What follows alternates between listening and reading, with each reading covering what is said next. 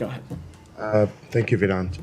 Secretary Blinken today at Brookings stressed again the need for a plan for the day after, and without it, it will be chaos or may. And he's also said that there's three things that the U.S. will not accept: Israeli occupation, Hamas getting back to power, or chaos. But what we hear from the Israeli government all the time that they are not ready yet to discuss such plans, and they don't want this Gaza Strip to be ruled by Hamas or even the PLO. And we know that you've been stated many times, you or Matt, that you are stressing the Israelis and keep talking with them about this. Did you reach anywhere with them? Are they gonna talk to you about their future plans for the day after? So we have stressed the importance of there being some plans for the day after. This is nothing new. This is something that the Secretary has been engaged on for a number of months now, and it's been a key piece of the shuttle diplomacy that he's been engaged on in the region.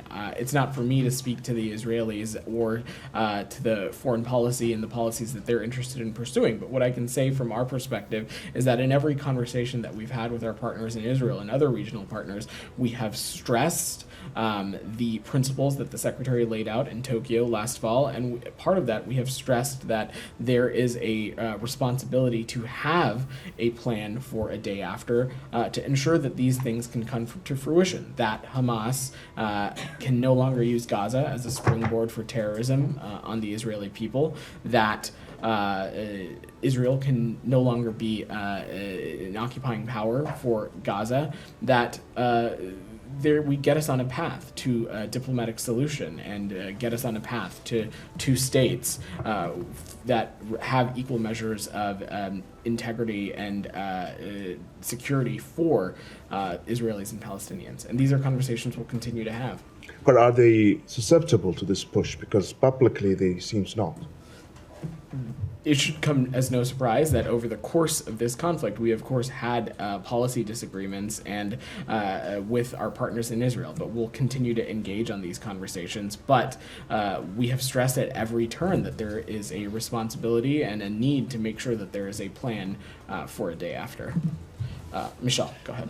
Vedant, Arab League Assistant Secretary General has said during the weekend that the League's member states concurred that the labeling of Hezbollah as a terrorist organization should no longer be employed. Do you agree with the Arab League on this? So I've seen those reports, Michelle, and we're looking into them, but let me just say unequivocally that there is no question that Hezbollah remains a dangerous terrorist organization and a destabilizing force in the Middle East. We believe that there is no reason to take steps to remove such a designation, and we have continued to urge governments around the world to designate, ban, or restrict Hezbollah. 16 governments from across the world have heeded this call since 2019, and we'll continue to have those conversations. But again, I just want to reiterate, in our point of view, Hezbollah remains a very dangerous terrorist organization.